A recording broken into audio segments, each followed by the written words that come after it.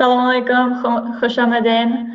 Today, again, is a new lesson with me, Asma Popal, on Universal Finance Academy. Again, let me share my contact information if you ever need my help or just would like to comment and let me know how things are going financially for you.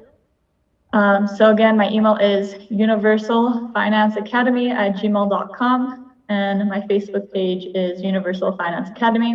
I also have an Instagram now, which I'll share next time, but it's under the same name, Universal Finance Academy, if you'd like to add me on Instagram as well.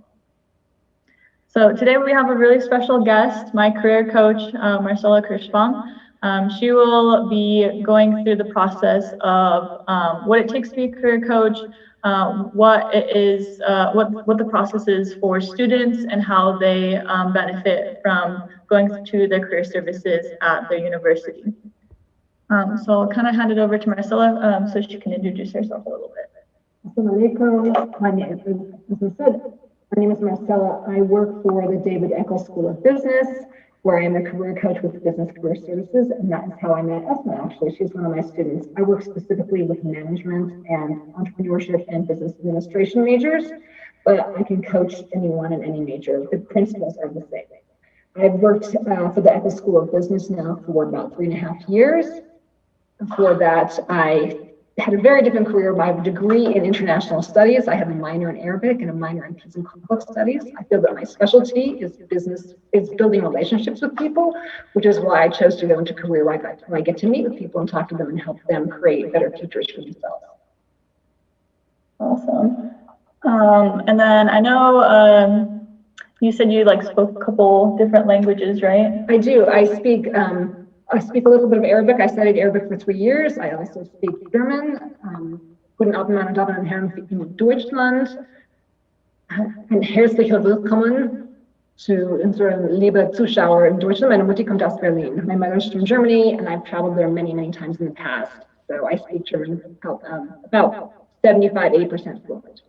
Yes, and I speak a little bit of Spanish, and I speak a little bit of French. I love traveling, so I always try to pick up a little bit of the languages I'm learning wherever I'm going.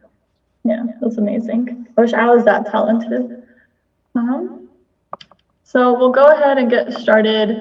And I know that your main focus is, students, how to benefit them overall. What are your main, goals as a career coach?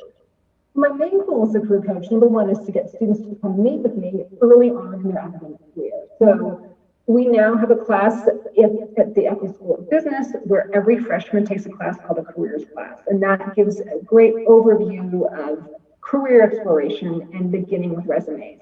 But our ultimate goal as a career coach is to make sure that our students have jobs, it's called placement, are placed by the time that they graduate or at least within 6 months of graduation. An example of that would be that you are graduating this semester and you and I are working together and we're applying for jobs.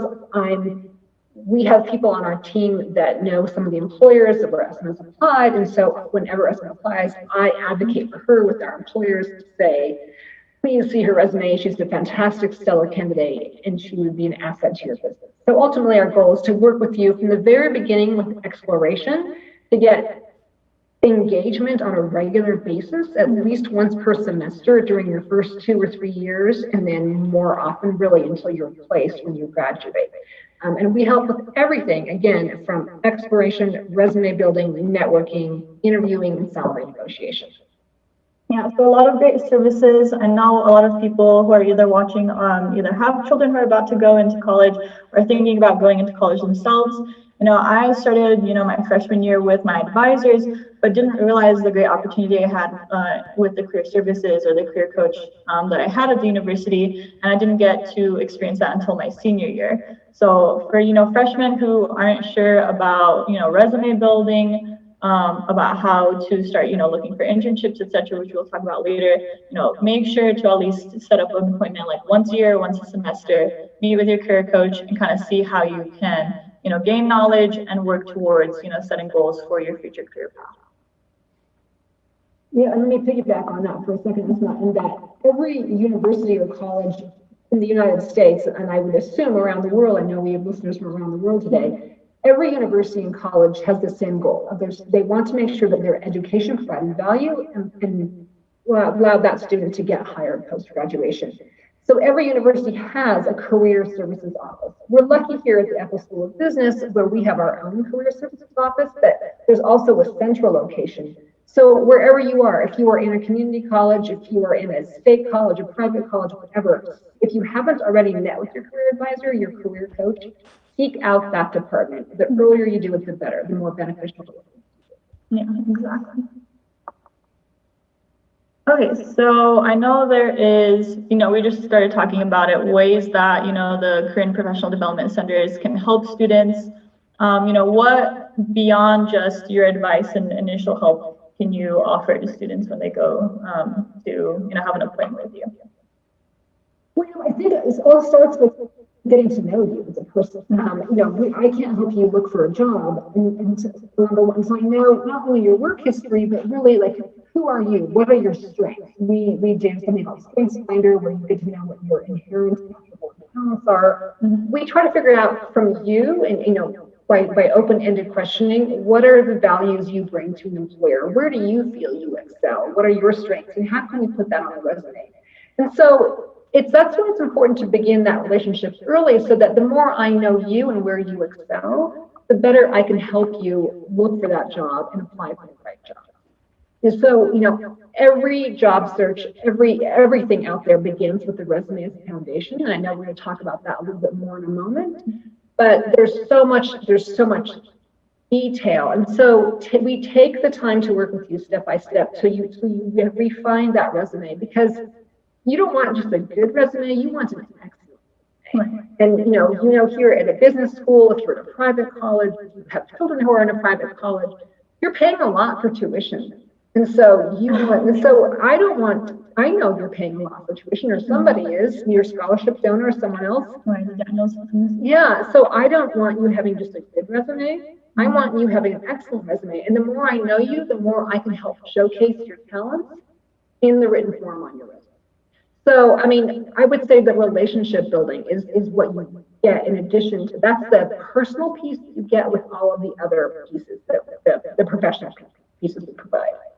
Yeah, exactly. Just as you're saying, resume building obviously is the number one thing that career coaches focus on. Later on, helping with internships, which we'll talk about later. I was really lucky to get some amazing ones. Helping with networking, building up your LinkedIn, potentially getting to meet professionals within either your educational realm as well as in your professional realm where you could shadow, for instance. And I know that, for example, here at the University of Utah, we do a lot of job fairs, we do a lot of interview preparations. So those are all resources that usually your career development centers provide, and that, again, that personal, connection you can create with your career coach is a great resource to hopefully build your resume and your skill set, and just to find yourself before you have to actually go out into that, scary field of job hunting and etc. Yeah, and informational interviews, as we touched on that's so important, whether you're in an internship or you've just gone through the job fair. We really help you. I have questions I can provide to you for this is what you want to ask in information interview. Everyone knows right now that because of COVID, the labor market around the world, the global economy has changed. The labor market is very different. It's very tight. There's a lot of applicants for every job. And so networking is so important. So we really work with you on how to network, which is just it's just another word of saying relationship building. So, but something else you get personal from us is guided questions for to ask for informational interview and how to reach out to people, how to connect on them. There's so much to it. Yeah, exactly. So we'll just go straight into, what it takes to, build a resume basically. And Marcella has helped me shape mine so that it is very direct, shows my personality, and gives, very specific reasons as to why I was very successful at my previous jobs and why I would be a good candidate for the job that I would be applying or am currently applying for. So I know, why is a resume so important? What should we include in a resume? And how do we make ourselves stand out? Oh, excellent question. So a resume is important because the purpose of a resume is for you to land an interview. Mm-hmm. So also most resumes these days, if you're applying for jobs, you're in college, we use a platform called Handshake, or Indeed, Glassdoor, LinkedIn. There's so many ways to do it. But most of the time when you're applying for a position, it is not seen by a human for the first screening. It's going through something called ATS software, applicant tracking software. And so that applicant tracking software is scanning for keywords. So you want to make sure, and this is why it's very important to tailor your resume to every position. Because if you want to make sure that the language on your resume replicates the language in a job posting. So that's number one, is really the ultimate purpose of your resume is to land an interview. And everything else is a step beyond there.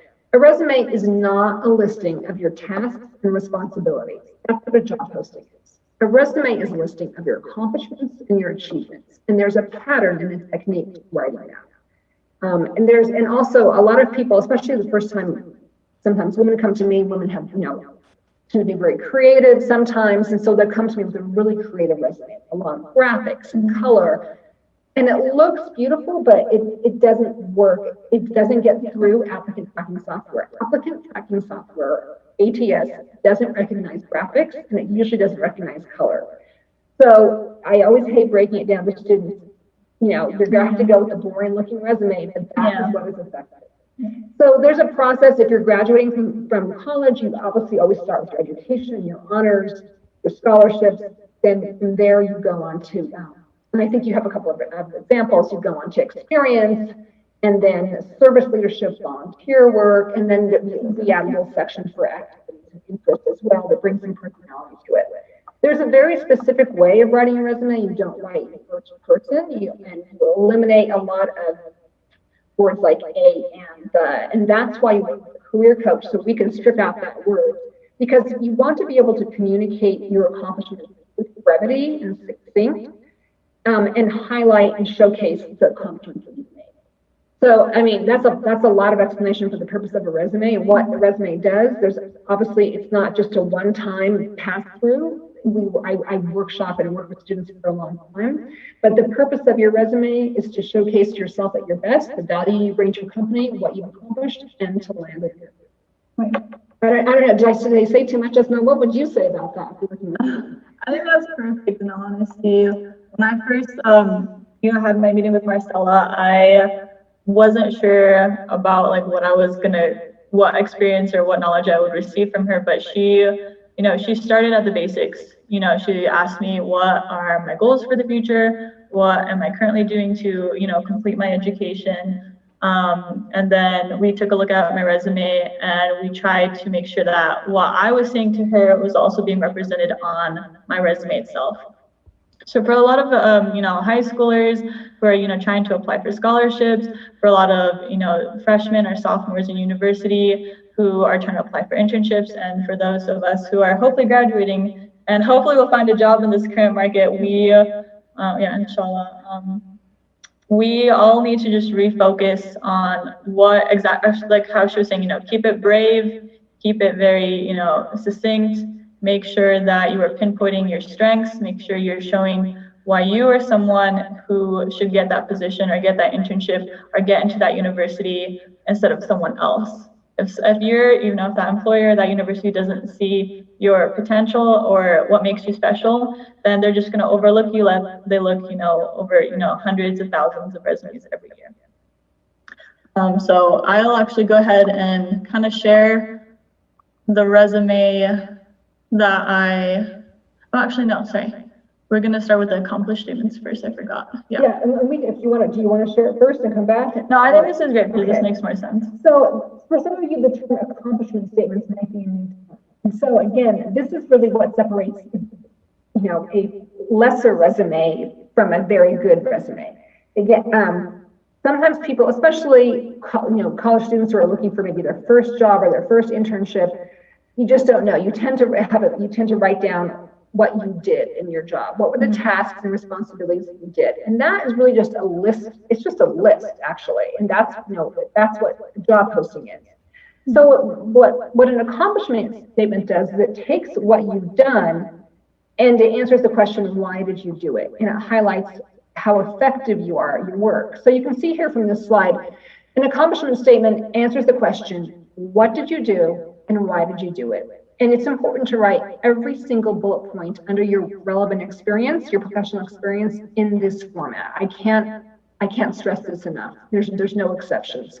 And you always do it by starting with an action verb, story details, and then what was the impact or benefit of what you have done.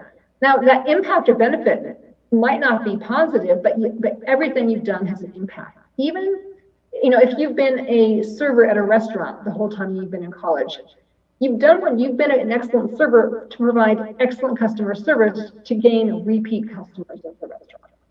So just think about, sometimes I used to work with high school students, and some of them were working as the janitors in their school. They would say, well, how do I frame this as an accomplishment? I said, you're not a janitor, you're not just sweeping. You're doing this for the health and safety of everyone who enters the building. So start thinking almost reverse. Why did you do what you did? And a good career coach will ask you, I think even you and I talked about this when you first came in, you'd written some statements. And I said, okay, tell me about this. Tell me why you did this. And the important thing, the details, action verb details, impact, those details, that's where you provide the scope of your work. How many, how much, what percentage, that sort of thing. So, that's what's so important is you want to provide weight also. So, let's say if you're working in a restaurant, I served many patrons per night. How many tables did you turn per night? How fast was it? So anything that you can create quantity or you can quantify is really important to get in that accomplishment statement. And it takes some practice, but once you get into that pattern, if you literally workshop your statements line by line, you will start developing that pattern and seeing things that way.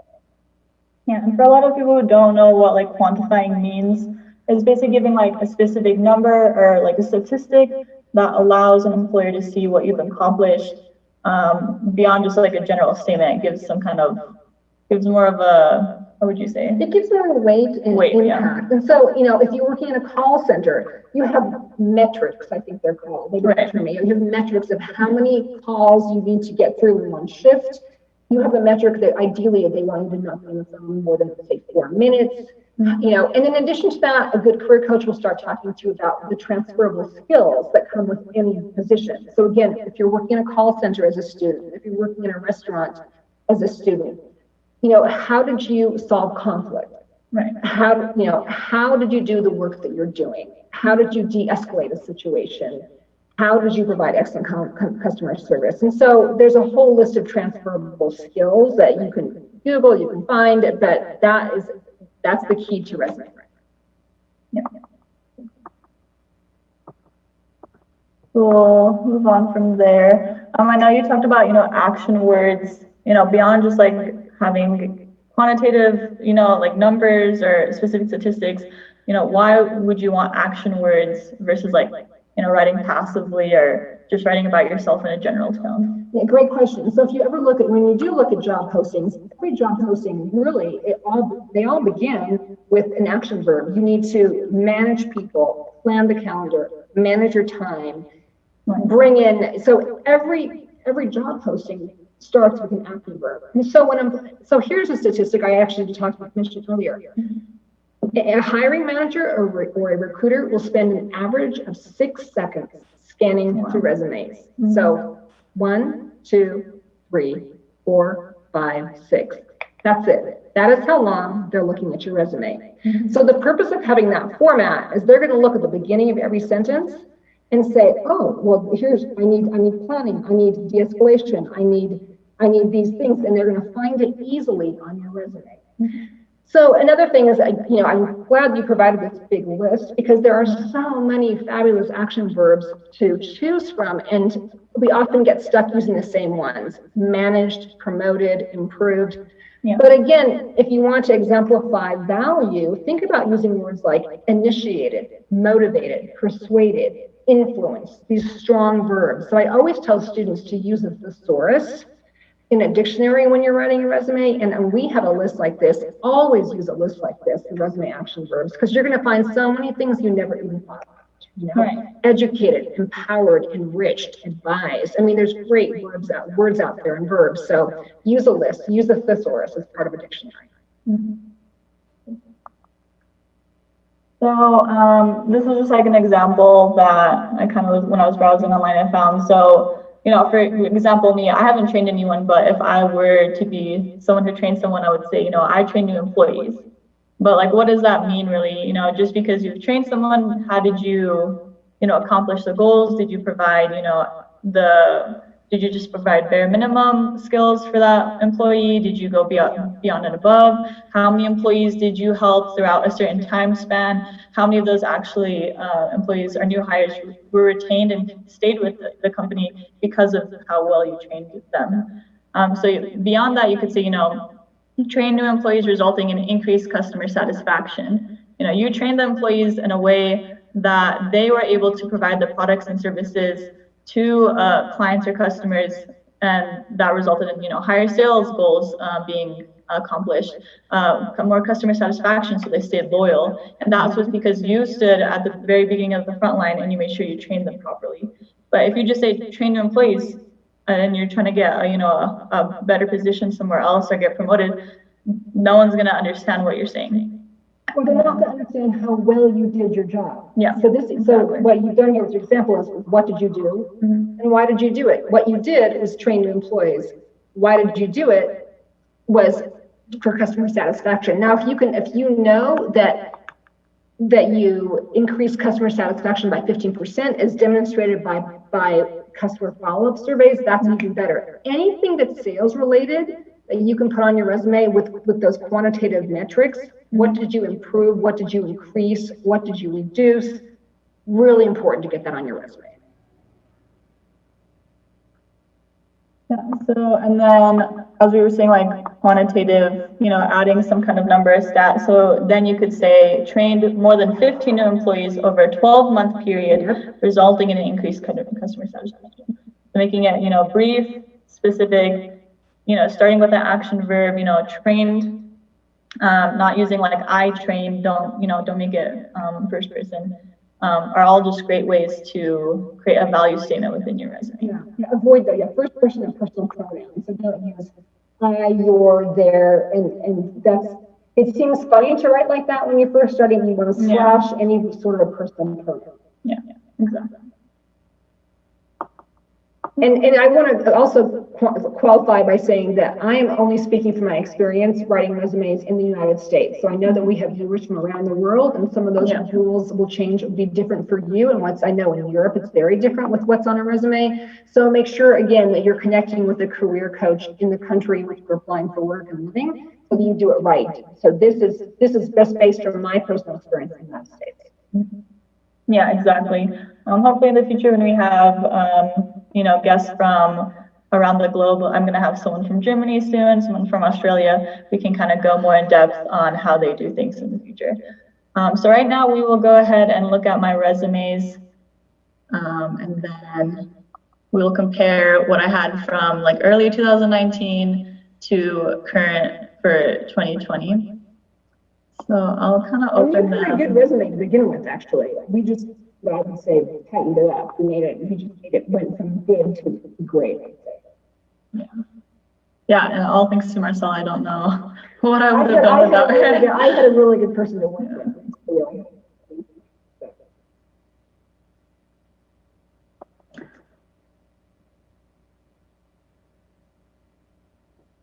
Yeah, so I'm going to share my screen in just a moment. And well, as we start out, let me just say that your resume is a dynamic document, and it's always a kind of a living document, and that it will always be changing with every role you have. It will be changing, but again, as you apply for different positions, you're always wanting to tailor that with the keywords that are in that job posting. So keep that in mind as well. You know, and if you've been working for 10 years or less, you really want to keep your resume to one page, ideally, depending on your industry, but really you should be able to write it briefly and succinctly if you've been working for 10 years or less of work history. Okay, there we go. So here on, I guess, our left, I guess for you guys is right, we have my old resume here. So we'll kind of scroll through it. At the beginning, you should have your full legal name. I was a Daniel Scholar, which helped me pay for 4 years of my college. So if you ever have the opportunity, if you live in, Colorado, Montana, Utah, or New Mexico, I would definitely try and get that scholarship. And then, you include your contact information and your location, so employers know if you're nearby or if you're, far away. And then we got rid of this, but I initially had an objective because when I was just Googling examples, a lot of them had objectives. And just because, on Google it shows you something that seems proper doesn't necessarily mean it's the proper thing, from what I learned from Marcella. Usually you have your education first, and that's going to be most recent to your very beginning school, like your high school. So I have my university, and then I have where I went to West High School, and I had my accomplishments when I got my degree, when I graduated from there. After that, you have like your work experience. So I have, all of you have your title, you have the location or the company that you worked for, you have the year, if you're currently working there or if you previously worked there, the location. And then as you can see, my statements are very short and not very, they don't have a quantitative aspect to them. They don't really start with like an action verb, and they don't really show what I did beyond just my regular responsibilities and duties, like what Marcella was saying. You need to show them, something special about you, and I wasn't showing that. So you can kind of like move past that. And then I didn't really realize that I should have, because I'm doing 2 majors, I'm doing, biology and I'm doing the business. I didn't realize that I should have separated them. And Marcella made me realize, like, depending on the position you're applying to, you should have only relevant information that would be useful for the employer when looking at your resume. They don't want to see everything you've done. They want to see the exact roles that you have gained skills and knowledge that would make you the perfect candidate for that specific job position. Relevant is the key word. Yeah. Meaning related to where you apply. Yeah, exactly. And then I had skills, but I think we talked about a little bit more. I think I took that off as well.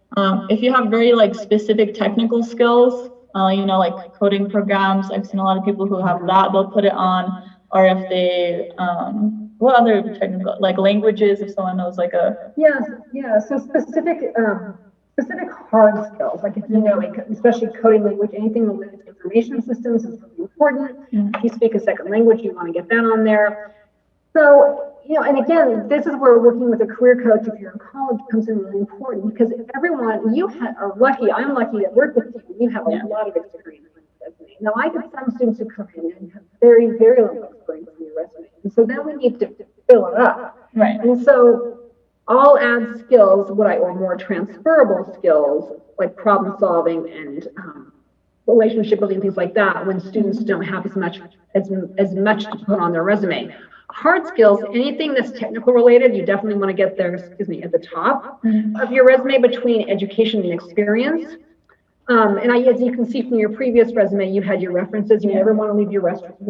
That's always a separate document. And then the objective statement is really no longer, that's not necessary anymore. If you need to fill space on a resume, I would talk to students about having a summary statement. If you're pivoting your career or you have really no relevant experience, that's when you put a summary statement, and I'll send some links to creating a summary statement at the end of this. The one other thing I want to say that's really important, Asma, is that you no longer need to put your physical address at the top of your resume. And there's 2 reasons for that. Number one is that no employer will ever contact you at your home, your physical address. And number 2, because you are applying through the applicant tracking software, you want to have some anonymity. There's a lot of people out there and a lot of places that these resumes go through. Not everyone needs to know where you live, or should know. So you no longer need your address at the top. Right, so would you still have like at least like the city and state you're in, or would you just have nothing? No, you have your phone number, your email address, and your LinkedIn address, and that's it. And then most employers will always look you up on LinkedIn if they're interested in you, and that usually gives you a physical location, a Greater Salt Lake City, but never a physical address. There's just too many people out there. Yeah, too many people out there. Leave your physical address off. Yeah. So now we'll kind of take a look at my current resume. So we can kind of showcase that. So as you can see, I've cleared up the top a little bit. I just have my name. I still keep the Daniel Scholars because I really appreciate them, and I want to show my employees that I was able to pursue that scholarship for right now. And it's an incredible scholarship that is highly selective, so you should be showcasing that. Absolutely. Yeah. And then, like Marcella said, I took off my location. I just have my cell phone number they can contact me at, my email, as well as my LinkedIn. So if you have all those three, just keep that. You're doing well. And I took off that objective statement, like Marcella was saying. It's not really necessary because you're trying to get a specific position, but your objective might not be 100%. What they're looking for might be something you're looking for long term. So just keep that out completely.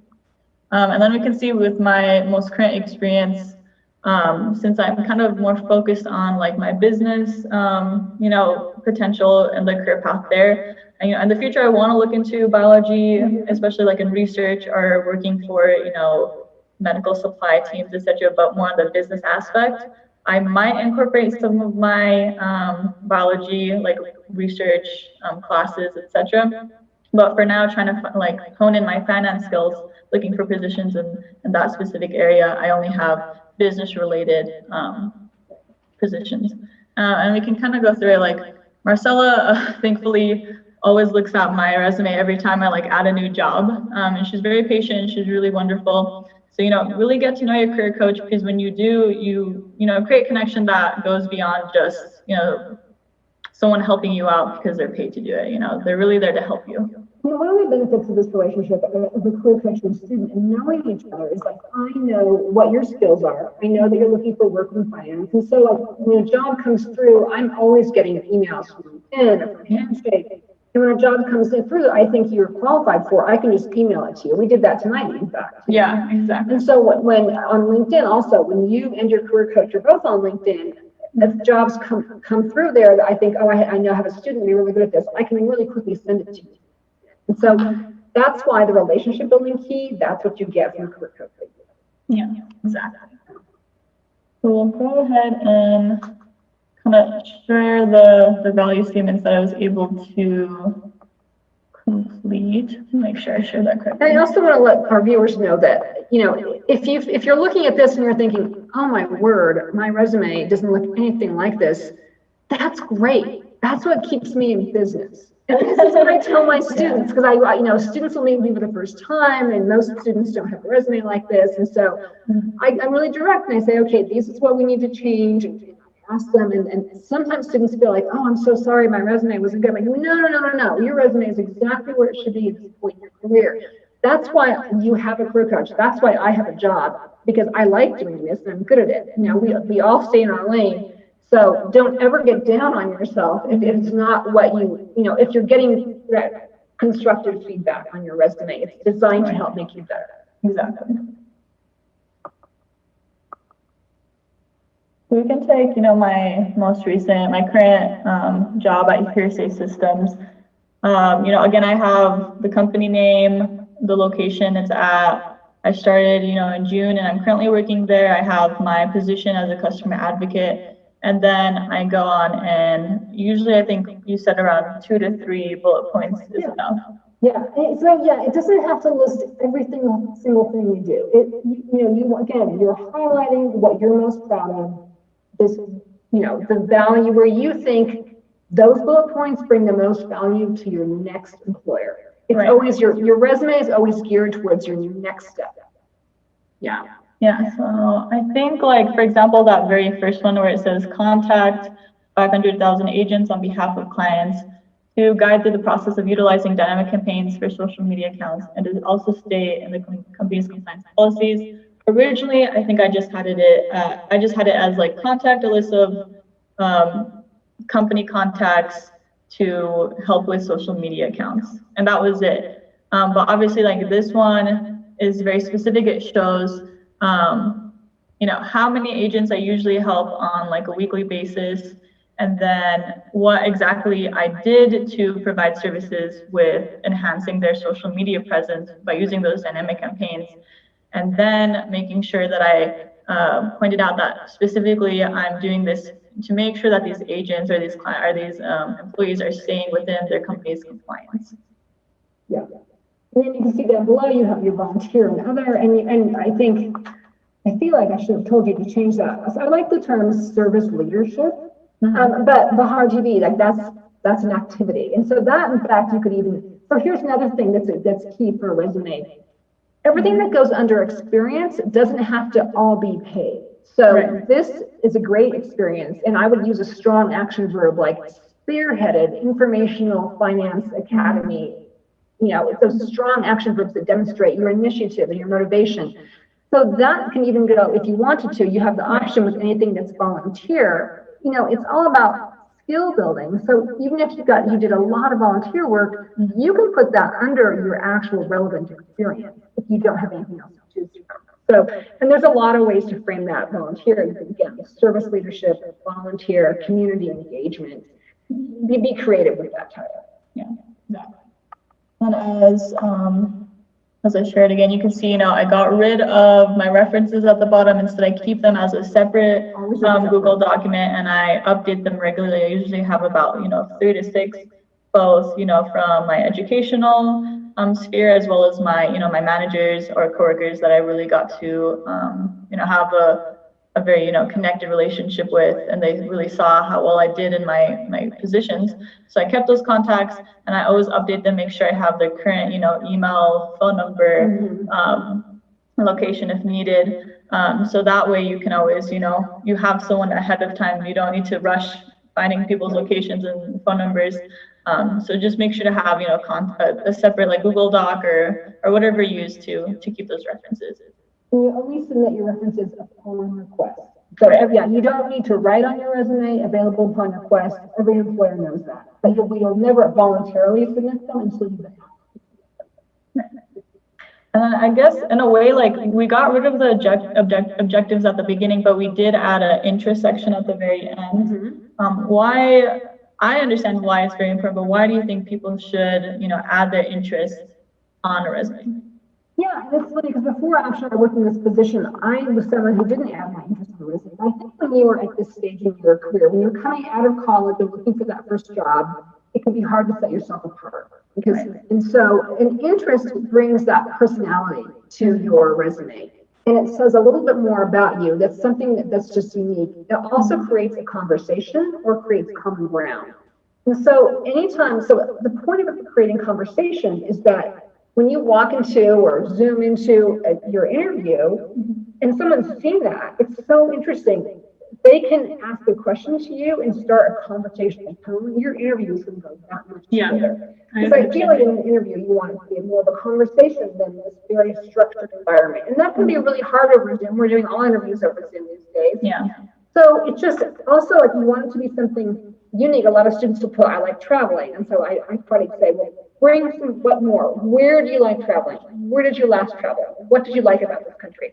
You have such a unique interest that I've never had any other students tell me what your goals are. And I think that's really relevant, that people know that you have that kind of ambition and you see global opportunity. And so that's what I really like your interest on there.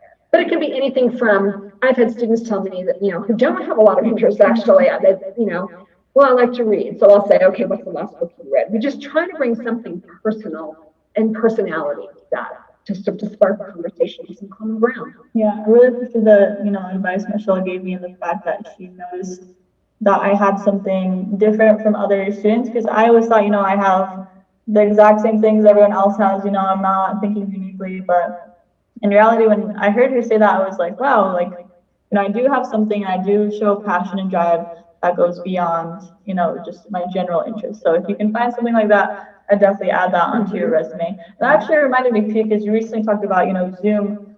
Right now I'm trying to find, full-time positions after I graduate. And I've noticed a lot of the interviews are just, pre-auto-generated questions and me answering the question and then someone reviewing it. I don't actually get that, in person, face to face, you know, where we can connect and kind of go beyond just my resume. We can go and, you know, personalize and, you know, you see my personality beyond just some generic answer that I give. That's so hard. I don't envy you.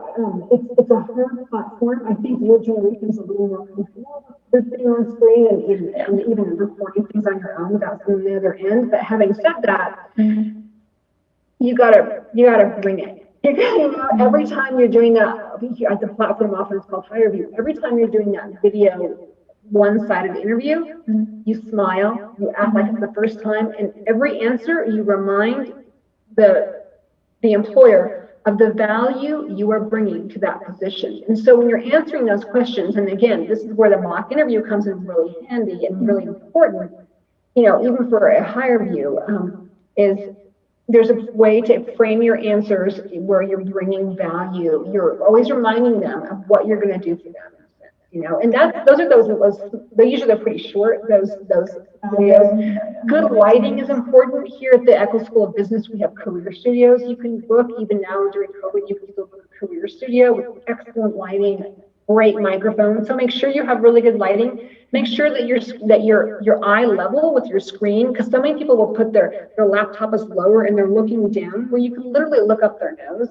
So just little things like that make such a difference, but always be smiling and have some answers. Now, here's the great thing about those videos is that you get to cheat. I have a piece of paper here you can't see. You can have your piece of paper that reminds you of what are the things you want to bring. Take advantage of this platform right now, because when you're back in person, you don't get to bring that piece of paper with you. Right. You know, so anything that's going to help you remember, because you get a little anxious and it is nerve-wracking. Have it behind you, have it have it here, and just know that what you want to talk with, and you can write it in big letters, you know. So those are some things you can do, but you've just always got to act excited. Really, you have to, you know. Yeah, exactly. When I was doing my interviews, that a lot of the questions were very kind of basically worded, like they weren't very specific. So I tried my best to, you know, create, you know, those quantitative, very action verb-based statements so that they understood why I was applying versus just saying something generic because of the question itself. Question you received. Yeah, so like in the recent one I had, it just said, you know, why do you want to be in this position? That was the entire question. And I was like, what you want to say is, I want a job, I need a job. I know, I was like, I need money, but... Right, but you have to lead with, you know, in doing your research on that company, so whatever it is, reflect back to them, again, what was in the job posting? That we had someone who's excited about, I forget where you replied recently, I have a list of them, you know, I'm really excited about being a bank teller for Wells Fargo Bank. I love working with people. I love the idea that I get to share my knowledge of finances with people when they come in, and I might be able to talk with people from all over the world. I love building relationships. I love finance, and this blends them too. Right. So again, it's that really quick, succinct, and yet you're telling them like what you're good at, and that's why you want to work there. Right, exactly. Like because it was like a financial services kind of position, I talked about the fact that, you know, I've already started proactively sharing knowledge towards for people, you know, globally, and that my goal in life is, you know, to gain as much knowledge as possible, share with other people, and help enhance their lives, especially in regards to finances, because I know how tough it can be, especially like with COVID. And that's what I wanted to represent. So I used, you know, my experiences through my doing this right now with you guys, my, you know, previous positions. Like I was a bank teller at KeyBank actually, and I talked about how, you know, amazing it felt to give a product or service to someone and then see later on months ahead how that benefited them so much. So yeah, exactly how Marcel said. And just, you know, always remind them that you're excited to be there. Yeah. Thank them for the interview. Yeah. Thanks for this opportunity. I'm really excited about applying or with that employer, list the employer again, and just visit, like literally say, I'm excited about this. I like this. I have passion for this. Yeah. We have a producer over here who's giving us some sign language. I'm not sure what that sign language is, but Esma's handling that. Yeah. So step back, obviously applying for part-time and full-time jobs is something that a lot of people will do right after graduating. But while you are in school, you do have the option of getting an internship, whether it be during the school year or over the summer, which is what I preferred. Marcella was the one who actually started my interest in internships, because I wasn't interested at all, because I had been working part-time so often. I was like, why is an internship so important? Yeah, and this is hard for a lot of students, because so many students like you are working part-time already. But again, that's where it comes down to, like, what are your long-term goals? And and when I take a look at your resume, I can say, these are the skills, this is maybe your skills gap. These are the skills you want to build upon. Fortunately, in the major you're in management, you had an opportunity to serve an internship for academic credit. So whatever higher education institution you're in, talk with your academic advisor and your career coach about an opportunity to gain academic credit while you're serving an internship. As it turns out, the Daniels Fund also has an internship where you were at. I can't reiterate enough the importance of working an internship. In addition to or in place of whatever part-time work you're doing. It's often you can do it for, in the summer it's 12 weeks, during the semester it's 16 weeks, the fall and spring semester. Right. But this is where you get to gain critical professional experience with very little risk. So you can decide, like, oh, I really do like working remotely for this company, or I really don't like the office and I don't like this micromanager.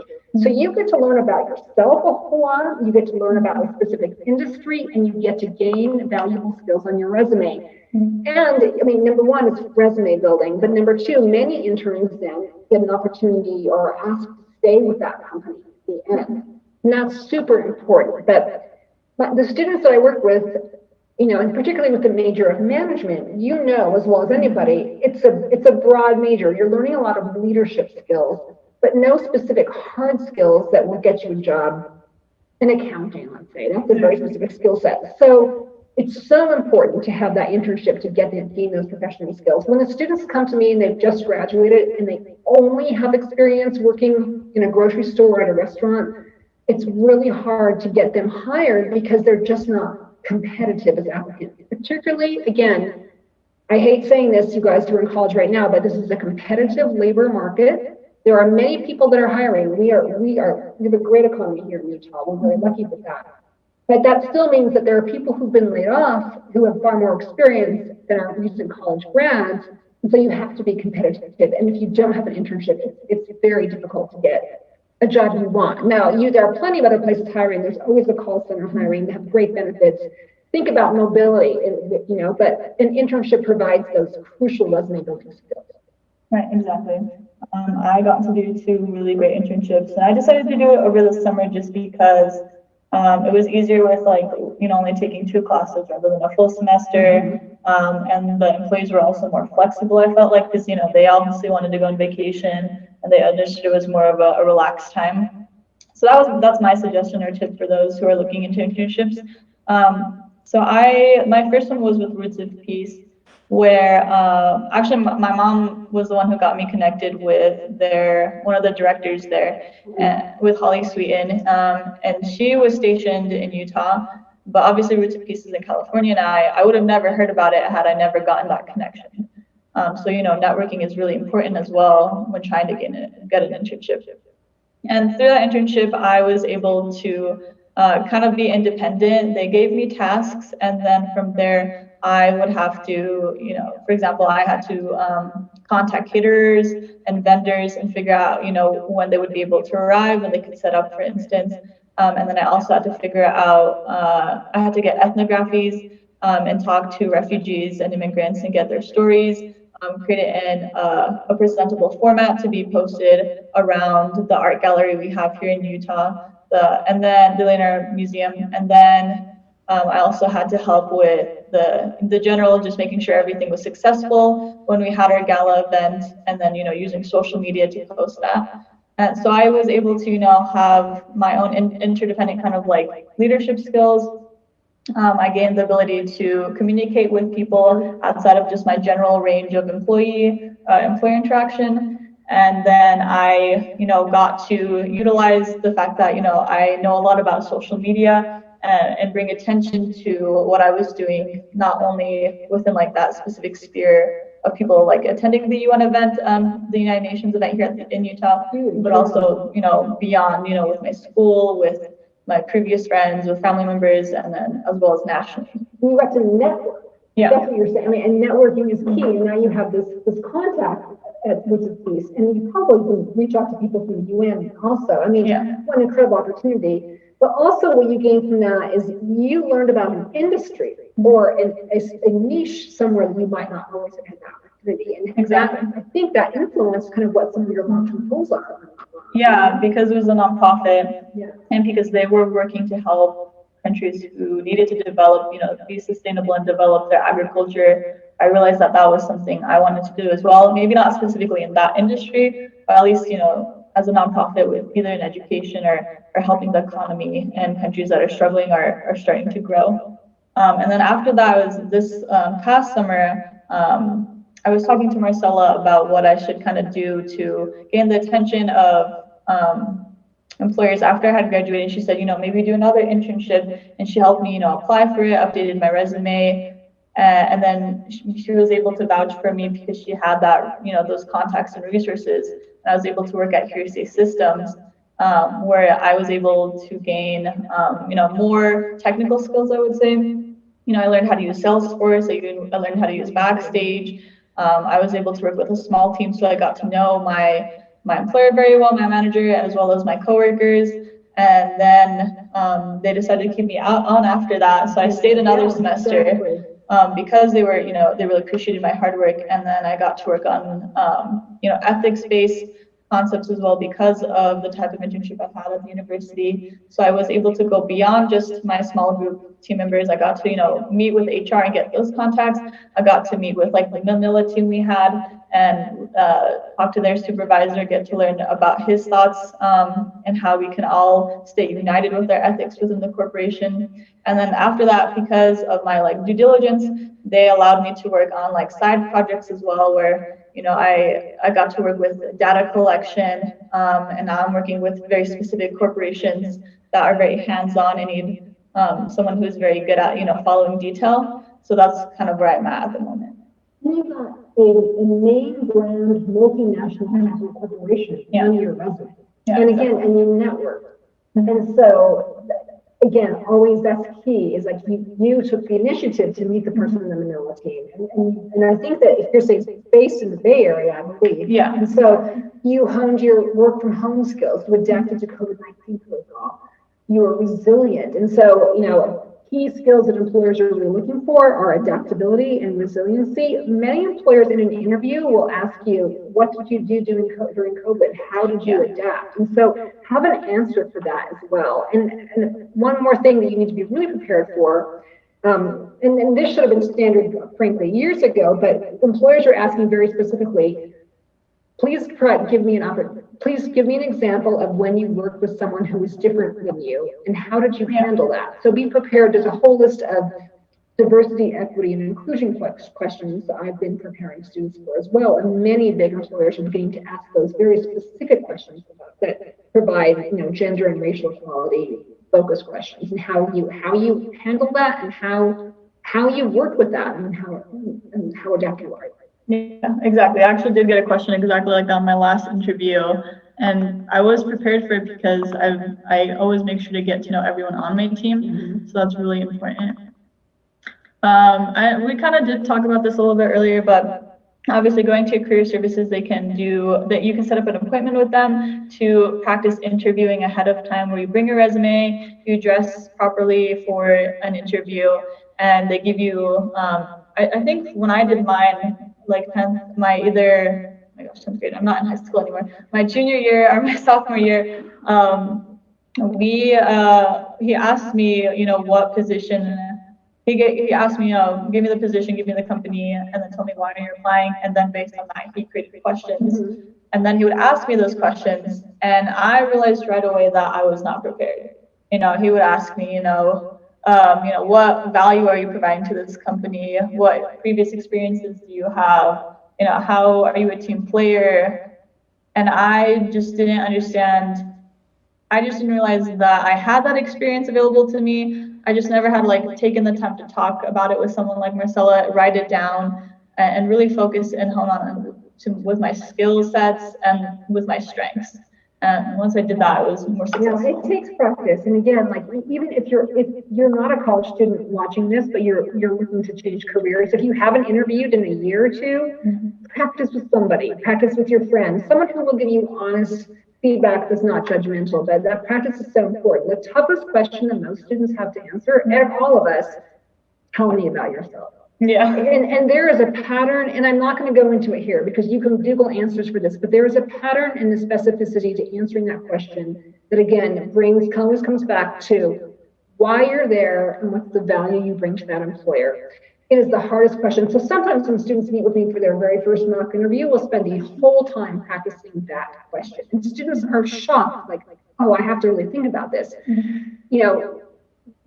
Never say your age in your interview, please. Employers hate that because that can create a whole discrimination lawsuit. It's not, tell me about yourself is not a rehash of your resume. It is something completely different. But that's really important to practice. And then for everything else beyond that, most employers will ask you these what are called behavioral-based interview questions, similar to what you mentioned. And so always make sure you've done your due diligence on the corporation, know everything about them, look at their website, and then be prepared to answer these behavioral-based interview questions. Most employers want to know, how do you handle stress? How do you handle change? How do you adapt? How have you worked with diversity? But they're looking for specific qualities and transferable skills, especially for roles that don't require a very specific hard skill, like, technology. Right.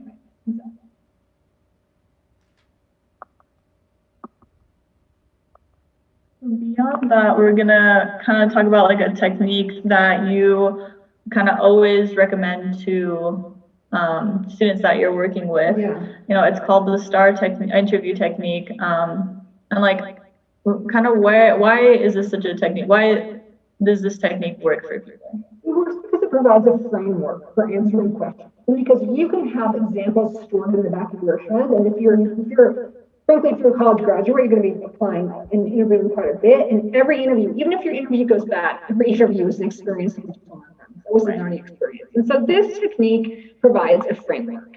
And again, if you're doing something remote, you get to write down your examples on a piece of paper and have it off screen. And so STAR stands for situation, task, action, and result, or the shorter version of that is PAR. Problem, action, result. Yeah. And so an interviewer might ask you, tell me about a time that you had to adapt to change really quickly. How did you handle that? So you'll have an example that you prepared for in the back of your mind, and you frame it. This was the problem, and you don't have to use these words, but you're telling a story. A good interview is when you're always storytelling. So think about what you like about a story. It's the beginning, the conundrum, the problem, and then the result, And so there's a story arc to that. And what was the situation, the background, what were you trying to accomplish? What did you do? And what was the result of your efforts? And so just practice that. And I've had alumni come to me and say, I had no idea, and this has made all the difference. And so you just always have that framework. And if you're prepared, you have to be prepared. You'll do fine. Yeah, exactly. I noticed that too when I was interviewing. I remember exactly when I was interviewing for like KeyBank, and they asked me, in my previous role when I was working at the downtown library here in Salt Lake, what did I do specifically that resulted in like a goal being accomplished? And I just really learned about the STAR technique, and I had used that, and I was really impressed because I don't think he had been expecting such a very kind of descriptive and very specific experience. I don't know if his other interviews hadn't gone well, if they hadn't been very specific, but he was really impressed with that. And then it kind of broke the ice because he was like, wow, the main library, I go there with my kids all the time. And then we got to personalize more, and it made the rest of the conversation and the rest of the interview so much easier. Yeah, absolutely. Yeah.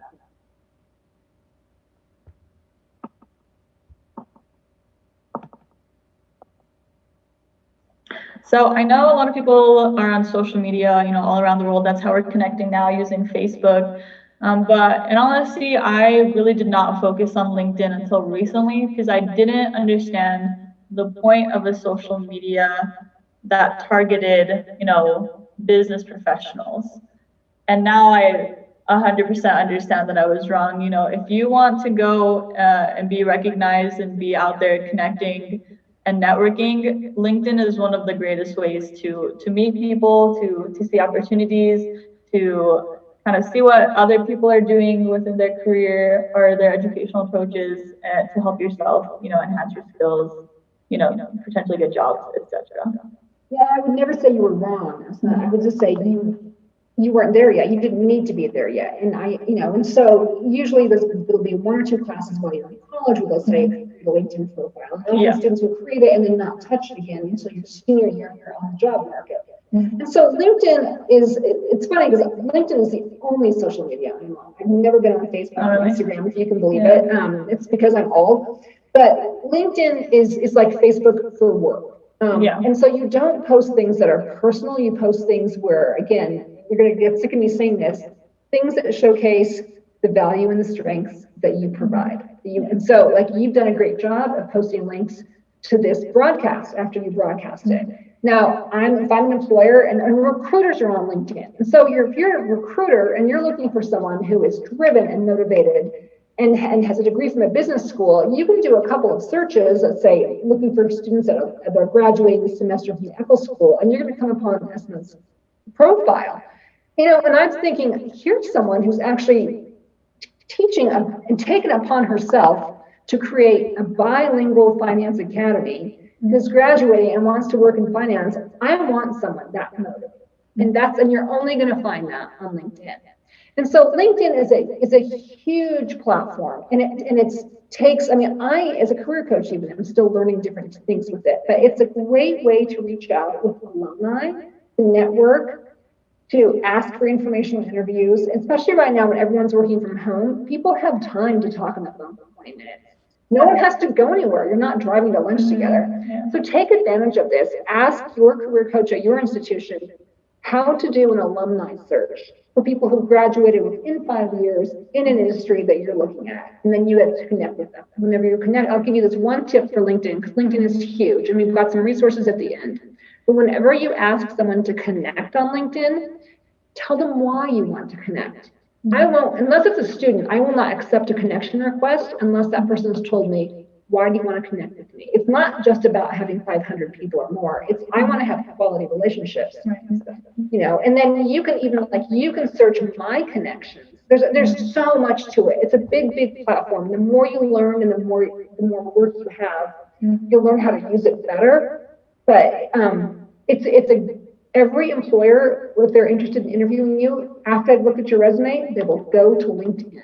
So make sure you have it updated, or at least a complete profile, even if it's not as huge, but make sure you have presence on LinkedIn. Yeah, I totally agree. I wish, even if I hadn't really stepped up my LinkedIn game until senior year, I wish I had kept adding contacts that I had met throughout the years to keep those connections, because now I kind of had to scramble and find everyone I knew from my classes, from my work, from volunteer experiences. And then once I connected with them, they would message me, they'd say, how is everything going? I saw you had, you're open for work. And I wish I had spent the time from my freshman year, keeping those connections alive. So now it doesn't feel as awkward trying to reach out to them to see what they're doing, getting those informational interviews, and potentially asking them about the current job market, etc. So that's another tip I would suggest. Keep your connections active. Even if you're not talking to them every day, see what they're up to. Like or comment on their posts. Let them know that you're still there and that you appreciate them. Liking, commenting, tagging. I imagine it's not unlike other social media, but when an employer goes to your profile, they can look at your activity. Right. And so the more active you are, the more there's an algorithm, of course, like there is to all social media. But if you've had no activity, and even if you like something, it gets reposted, as I can see Asma like this, that shows that you're actively engaged and you're open to learning something new. And employers always want someone who can learn something new. So as a career coach, I'm on LinkedIn all the time. If you're in an active job and you're not actively seeking, you don't need to be on all the time, but update it occasionally when the opportunity comes along, because recruiters do use it to find people, and it's a great way to connect with recruiters as well. So I know we kind of talked about this a little bit, but we can kind of go through it a little bit quickly. Like, I hadn't realized this, but in regards to, when a lot of people pick their university on I think 3 or 4 factors. Does that university have the program you want to go into? Is it within your cost range, the location, and then, the job opportunities after, based on the ranking of that college or university. So, it was something I hadn't really focused on because I knew that the University of Utah was such a great school. But now that I think about it, I'm lucky because it is such a great school, because so many people know it, that I have these opportunities. Yeah, and Utah is actually known, I think we're the #1 value in the nation. We're in the top 10 of the most valuable public institutions in the nation, which doesn't mean that we're the cheapest. It means that we actually create the most value for the dollar. And we're part of the WUI and WICHE scholarship system. So anyone who's viewing tonight who's on the West Coast, if you're in your senior year, your junior year, look into your scholarship options, because it can be cheaper for you to come to school at the University of Utah than it can be to go to school at UC system. But I digress. So, all this talk about career coaches, you're probably thinking, well, really, beyond this, why would a university offer this? We're not just being nice. There's always an end game, and that is that ultimately, I want you personally, I want you to have a job. And all of us do, because we want to make sure that the education that you've had for 4 or more years has created value for you and has given you something that you're going to build upon, and you're going to go out there and you're going to work for someone and create your own economy and be a part of the global economy. And eventually, you're also going to hopefully come back and donate to the University of Utah School of Business. But more than anything, job placement, when you land a job, directly affects the rankings of a university. So the more students that we have placed, which means, landed jobs within the first 6 months of graduating, the higher our national university rankings are. Now, how this benefits you, the higher our school or any school is ranked, the more you can negotiate for a higher salary, because you're coming from a stellar institution. So think about, using Harvard or Stanford or even UC Berkeley as examples. We know they're ranked very, very high. We know they're exclusive to get into, and I'm not comparing them to the university, but those people, when you graduate from Harvard, you're pretty much going to have a job, and you're going to have a really high salary. And they're ranked a certain level. So we're ranked, within the public institution system. And undergraduate placement is ranked, graduate placement is ranked, and all of those, again, affect tuition and it affects salary. The higher, if you're graduating from a top 10 business school, you definitely get to negotiate for a higher salary. You need to accept that. So higher ed, so career coaching, career placement affects the rankings of a university, which are very, very important to every university, particularly important to business schools. Yeah, exactly. And I want to have a disclaimer. I'm speaking personally, I'm not speaking tonight as a representative of the Eccles School. My opinions are mine alone. I'm not reflective of the Eccles School of Business. Exactly, yeah. Marcella, this has been really great, and took the time to go over a lot of this with me, because obviously I'm still learning, and what I did learn from her, I wanted to share with you. But she's more succinct, and she really gets to the point on what's important. So I really appreciate it, and thanks so much for thanks for asking me to be here. So again, we kind of talked about the fact that, why is it important to get a 4-year graduate degree or undergraduate degree? And that's because, as we can see with the economy, more technical skills are required, more advanced, educational skills are required as well. And it goes beyond just, I guess the basic thing is education allows you to have kind of a holistic background around yourself. It's not just about just going to a school, getting A's. It's about what you learn, the skills you gain, the people you connected with. Learning how to learn. Yeah, really, exactly. It's about learning how to learn and learning what you don't know and having an opportunity to learn more and having that growth mindset. But I think kind of what we're talking about here with the lifetime learning potential is that, most universities, or what you'll hear when you're in high school is, oh, you need to graduate in 4 years. And that's kind of this expectation. Okay, if I take 15, University of Utah, if I take 15 credit hours per semester, the math evens out, I'm going to graduate in 4 years. And that's not, it's right for many students, it's not right for every student. We have a very unique population at the University of Utah. We have many, many students who work full-time and go to school part-time, and they graduate in 6, 7, or 8 years. It's actually something that's also unique to the University of Utah. Right. The problem with that is that you are that 5th, 6th, especially 7th and 8th year are cutting into what's called your lifetime earning potential. Okay. So sometimes students will say, I want to work full-time so I don't have any debt when I graduate, and right. That is right for some people. It is not right for every person.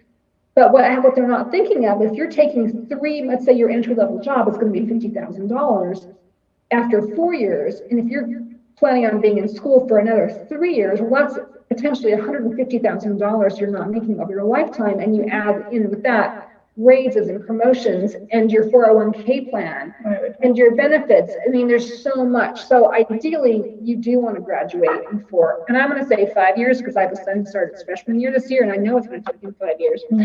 And so 4 years because you're going to start earning money faster. I mean, and that's not everything, but just something to consider, obviously.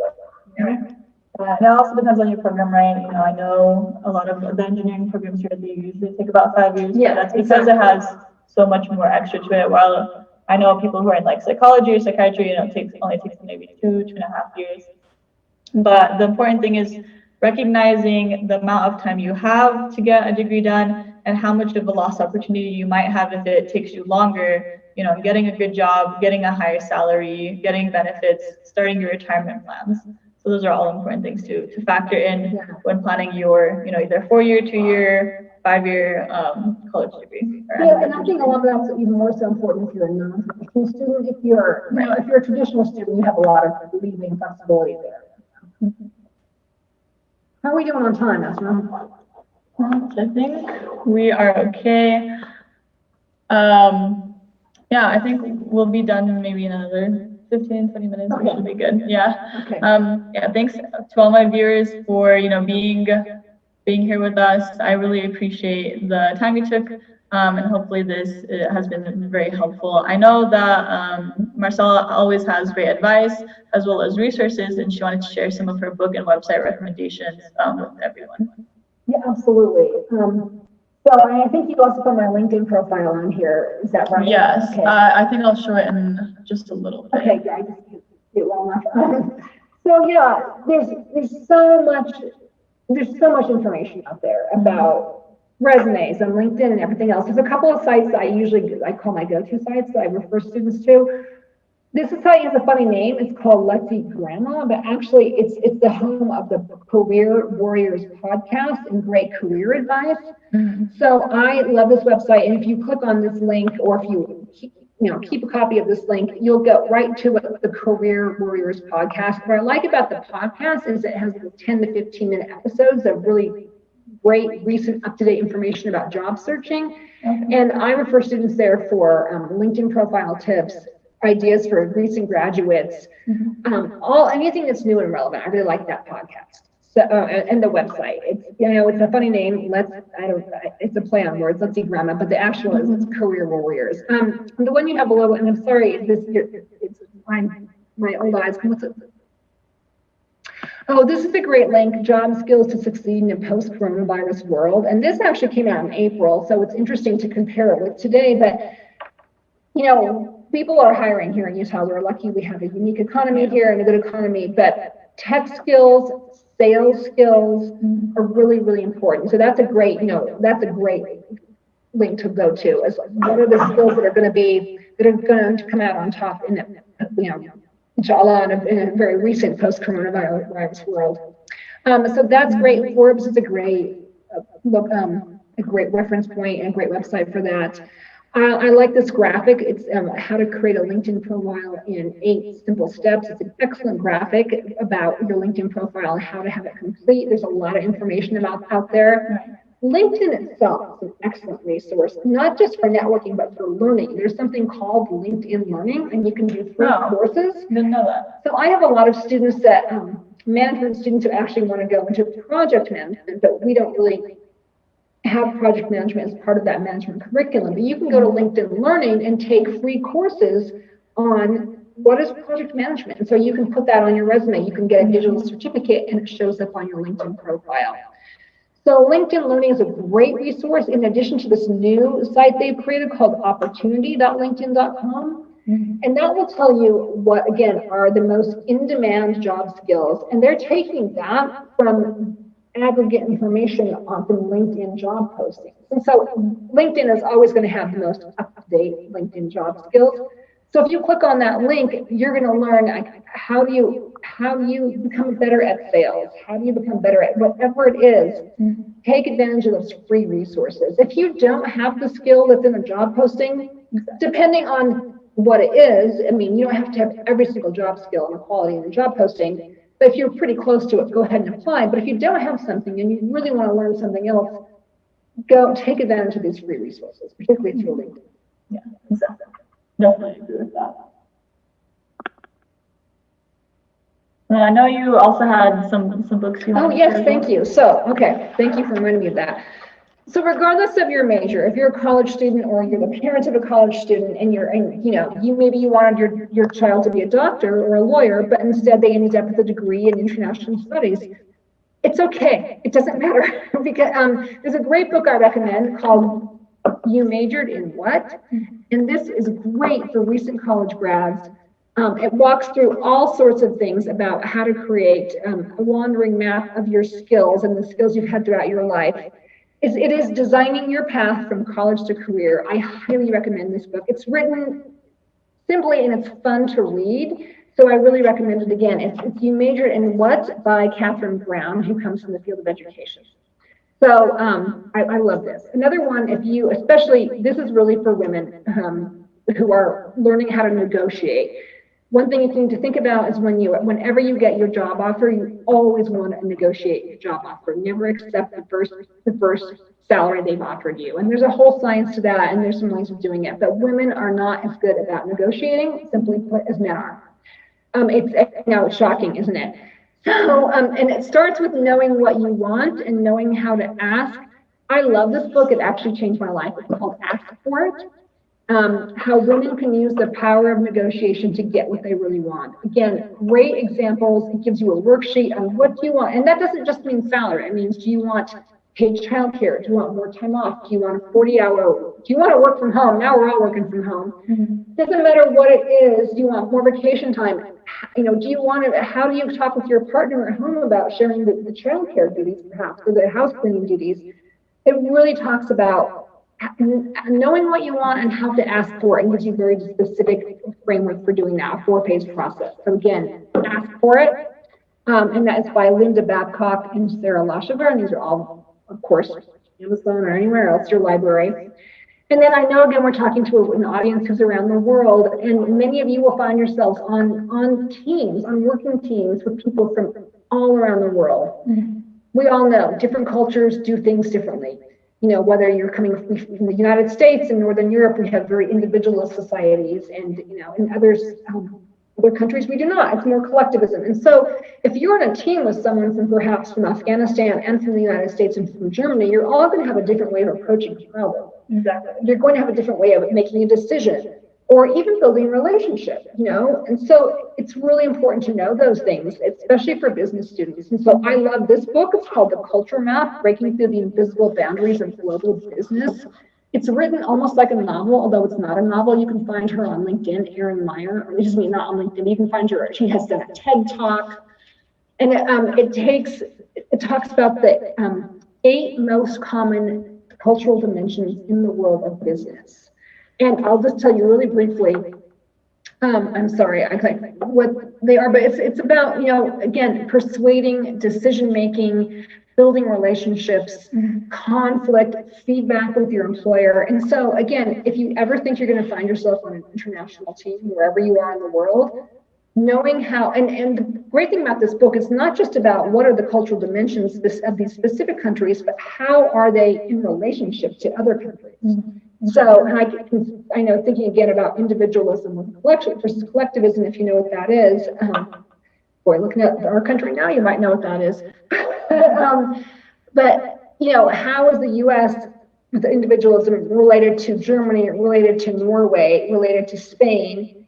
And you'll just learn so much about history and the world and language and how to work on an international team. So I love this book as well. The Culture Map by Anna Meyer. So those are some of my favorite books that I go to. Yeah, really great recommendations. I'm excited to add those to my reading list. Now that everyone's at home, you know, time to read some books. Get some new skills. So I always like to end my show with kind of like a message of hope. I know, especially right now, due to COVID, the economy, you know, the climate and other factors, whether personal, public, national, international. There's a lot going on that a person has to kind of deal with. You know, what kind of is your hope of message for, you know, students, their parents, young professionals, or even professionals who are trying to get a new job, or those who are, you know, kind of heading back into the education field after many years, or, you know, kind of what would you like to share to people? Well, first I want to thank you for asking me to be here or for having me here. Thank you. I want to thank our producer off screen. It's been really fun here. Yes, my mom. That's okay. Yeah. My message of hope is it's never ever too late to get an education, number one. It doesn't matter if you're 40 years old. I did not get my college education until I was in my 40s, to be perfectly honest. It's been life-changing for me. And so, number one, never think you're too old or it's too late to do anything. But I mean, as simple as it sounds, just please be kind and don't judge and treat each other with respect and get to know people. That's what I love about my work. I said this, building relationships. I love meeting people all over the world. I love meeting your mother, our producer today. I've loved getting to know you. And just the more we can get to know people, the more we can just break, I don't know, it's try as it sounds, break down barriers, but be willing to build relationships with people who might appear or seem different from you, and ask questions and be curious. You know, don't judge, be curious, you know, and just be kind and tell people, you know, cultivate. It's so hard when we're all inside our houses right now or we're not going out and doing a whole lot. And so make sure that, you know, have patience and foster those relationships that you do have with your friends, you know, that are in your Corona bubble, but keep those relationships going and remind people how much you love them, how much they value you know, and I hope that we all get to travel again safely soon, and hopefully in 2021, and we get to know each other again around the world in these different ways, you know, so that might sound really cliche, like a Hallmark card. No. That's my message of hope, you know. Yeah, as long as hope sounds like a Hallmark card, then we know everything's going to be okay. So yeah, I really appreciate, you know, Marcella. Again, she is a career coach that has been helping me, you know, this past year. Without her, I wouldn't have been able to have such a perfected resume that I do have currently. I wouldn't have, you know, the internship that I had this past summer. And now with her support, I'm figuring out what I want to do in the future, getting help to, you know, seek employers for full-time positions. You know, so really reach out to the resources you have on campus. You know, we do pay a lot for tuition, or we get scholarships like the Daniels Fund. But at the same time, you know, at the end of those 4 years, 5 years, 2 years, you want to go out into the world knowing that you have gained skills, you know, both technically, soft skills, and transferable skills. And soft skills are hard skills these days. Yeah. Transferable skills. Yeah. So, you know, use as many resources you have around you. That's just going to benefit you in the long run anyways. So I really hope today was helpful for everyone. Again, you have my email, you have my Facebook. Please comment down below if you have any questions, comments. If you know anyone you would like to appear on the show, or if there's specific topics that you want shared that I could teach and hopefully get people to be on my show. Again, my email is universalfinanceacademy@gmail.com. My name is Asma Popal. Again, last minute, thank you so much again, Marcella, for taking the time this evening. Khudafis, Shabakhair. I'll see you next week. Yeah.